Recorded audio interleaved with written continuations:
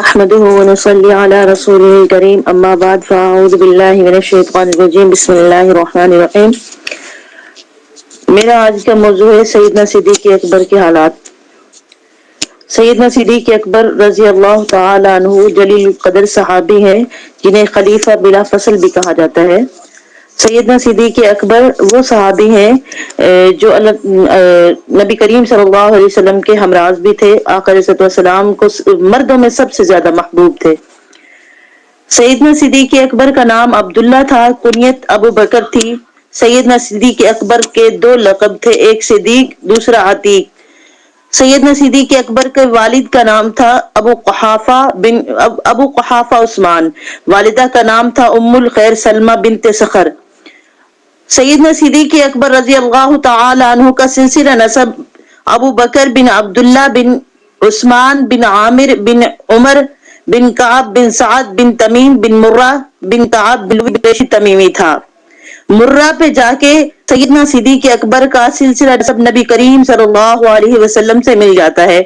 ولادت بسعادت نبی کریم صلی اللہ علیہ وسلم کی ولادت بسعادت سے 2 سال چند ماہ بعد 573 عیسوی میں آپ رضی اللہ تعالی عنہ کی ولادت بسعادت ہوئی۔ آپ بدن کے اعتبار سے نحیف و لاغر تھے، رخساروں پر گوشت کم تھا۔ سیدنا صدیق اکبر رضی اللہ تعالیٰ عنہ کے رخساروں پہ گوشت کم تھا، رنگت سفید تھی، پیشانی بلند اور بالوں میں مہندی کا خضاب لگاتے تھے۔ سیدنا صدیق اکبر رضی اللہ تعالی عنہ بالغ مردوں میں سب سے پہلے آپ صلی اللہ علیہ وسلم کی دی ہوئی تبلیغ کو قبول فرمایا اور سب سے پہلے اسلام قبول کیا۔ ازواج اور اولاد سیدنا صدیق اکبر رضی اللہ تعالی عنہ نے مختلف اوقات میں متعدد نکاح فرمائے۔ اولاد کی تفصیل یہ ہے کہ سیدنا صدیق اکبر کے 3 بیٹے تھے، عبداللہ، عبد الرحمن اور محمد، اور 3 بیٹیاں تھیں، حضرت اسماء بنت ابی بکر، حضرت امی عائشہ بنت ابی بکر، حضرت ام کلثوم بنت ابی بکر۔ خدمات سیدنا صدیق اکبر اسلام قبول فرمانے کے بعد جان، مال، اولاد سب کچھ اپنا دین پہ قربان کر دیا۔ تمام غزوات و مہمات میں پوری جانثاری اور وفاداری سے شریک رہے۔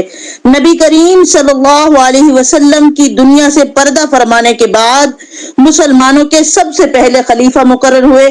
اب یہاں ایک سوال اٹھایا جاتا ہے، یہاں پہ خارجی اور رافضی بدتمیز کہیں کہ جاہل لوگ کہتے ہیں بھی حضرت علی رضی اللہ تعالی عنہ آقا علیہ السلام کے سب سے قریبی رشتہ دار تھے، آقا علیہ السلام کے خاندان میں سے تھے، تو حکومت جو ہے یہ وراثت کے لیے ہوتی ہے، تو آقا علیہ السلام کے بعد حضرت علی رضی اللہ تعالی عنہ کو حکومت کیوں نہیں ملی، انہیں جو ہے خلیفہ مقرر کیوں نہیں کیا گیا؟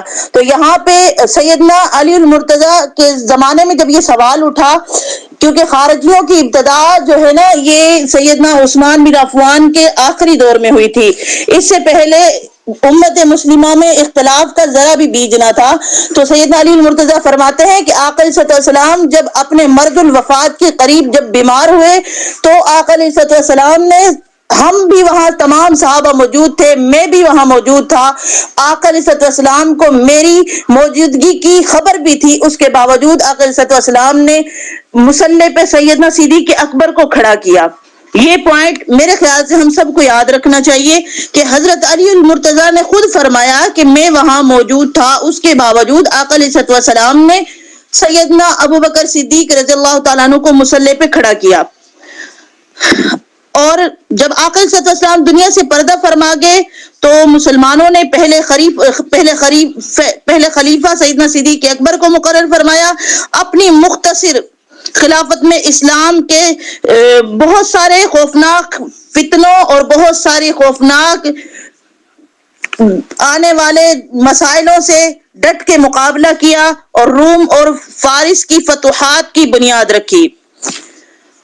2 سال 3 ماہ 9 دن بعد 9 دن خلافت فرمائی۔ جمادی الاولیٰ کے آخری میں منگل کی شب 63 سال کی عمر میں دنیا سے رخصت ہو گئے۔ آپ کی اہلیہ حضرت اسماء بنت عمیس رضی اللہ تعالی عنہا نے غسل دیا۔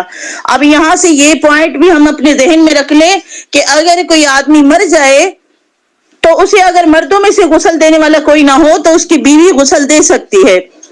اور حضرت عمر فاروق رضی اللہ تعالی عنہ نے جنازہ پڑھایا۔